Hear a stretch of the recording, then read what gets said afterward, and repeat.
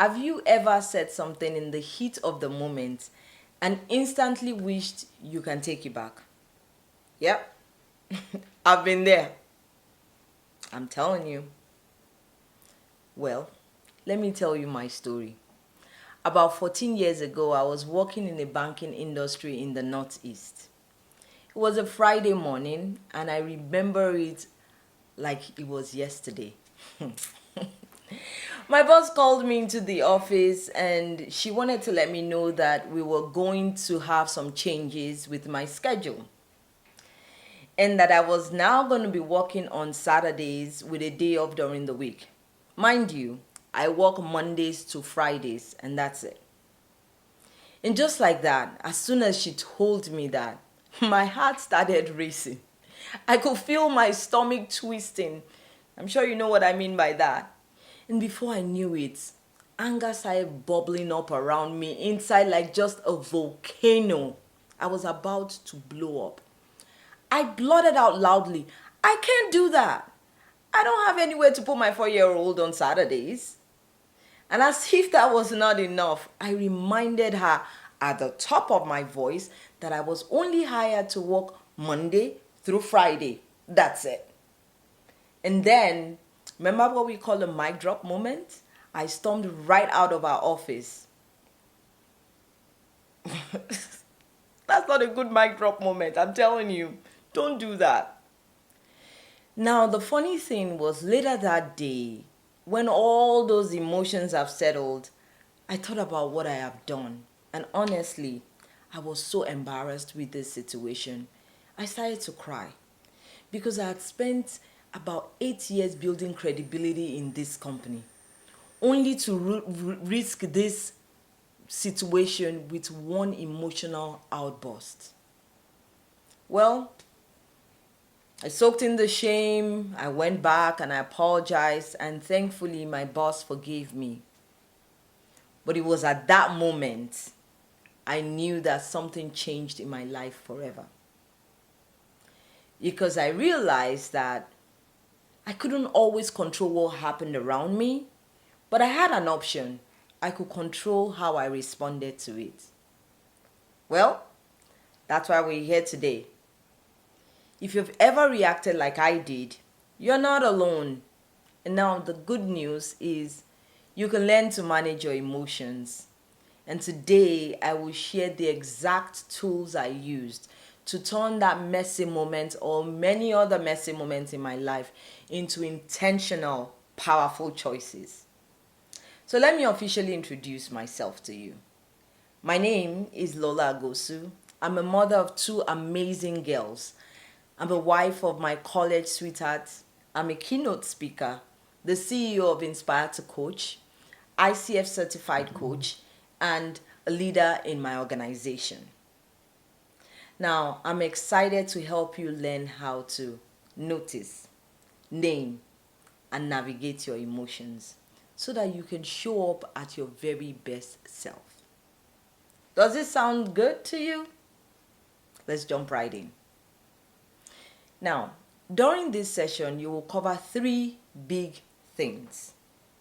The first thing is, how do you notice your emotions and patterns? How do you name them name what you're feeling? And how can you navigate those challenging situations with calm and clarity? Yes, with calm and clarity. Now let's look at the first step. Understanding your emotions.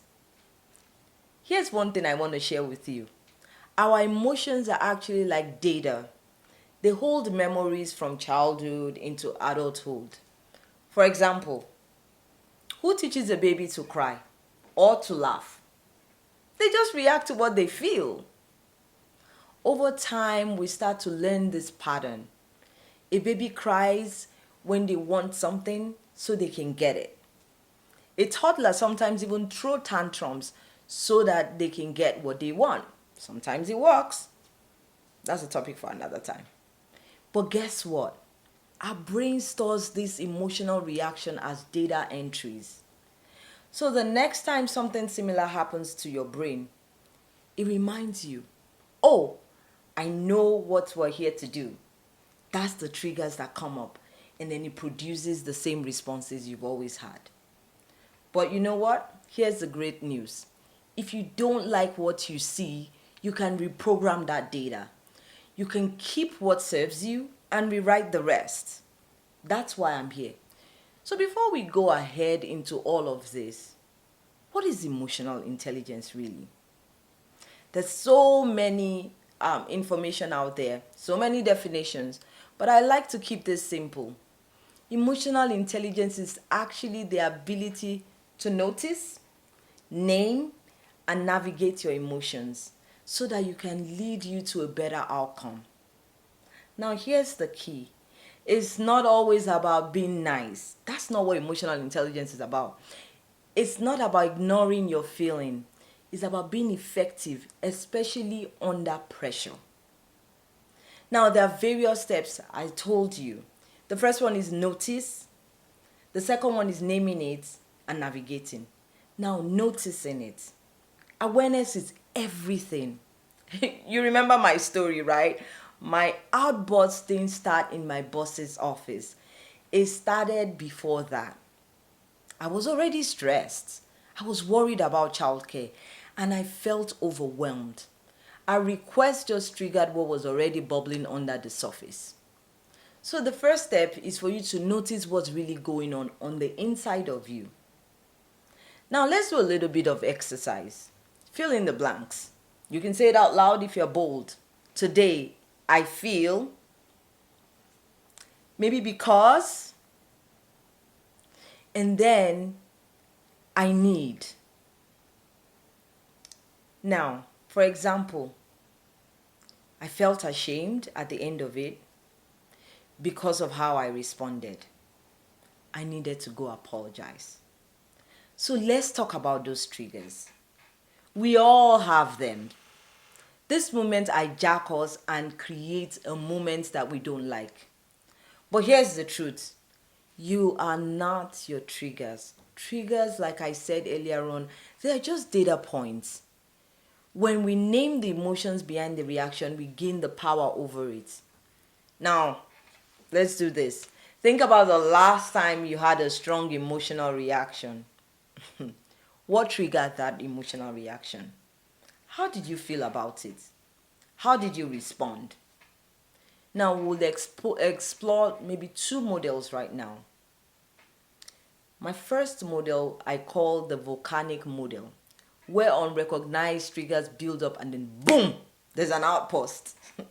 The second one is where you understand and you reframe your emotions and it helps you through the process. Now let's talk about the third step, which is the navigate. This is actually my favorite step because that's where growth happens.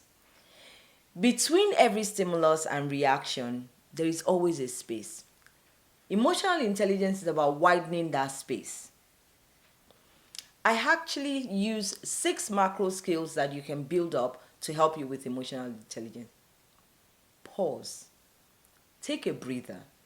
Count to 3 before responding. Let silence fill the room. Listen. Focus on what the person is saying. Maybe create a buffer. Like saying, that's a great point. Let me think about it. Ask. Shift it. Shift the conversation and say, can you tell me more? Now react to it in a way that works for you and when you're ready. Okay. Now, why does emotional intelligence matter? And why does it matter to you? Now, there's some reasons, and I can only share a few with you right now. The first one is it actually strengthens your relationship, either professionally or physically or mentally, or actually with your family. It also reduces stress because when you're in control, you're not stressful. It also improves your daily decisions. Remember, emotional intelligence is like a muscle. You build it with practice. I'm going to leave you with some 3 quick habits that can help you with emotional intelligence. My friend, breathe. Take a breather before responding. The other one is reflection. Think about what you did. What worked today? What triggered that? What will you do differently? Now, I love this. Ask for feedback. This month, find 3 people that you know and you trust. And what's one thing that they can do to help you or that helps you navigate through the process? Or maybe something that hinders you. Well, before we wrap up, here's my challenge to you today. The next time you feel your emotion rising like I did, notice what's happening. Name what you feel and navigate towards the responses you choose, not the one that chooses you. Because, my friend, emotions don't have to control you. You get to control how you show up. Thank you so much for spending time with me today. I hope this session will spark awareness, connection, and growth within you.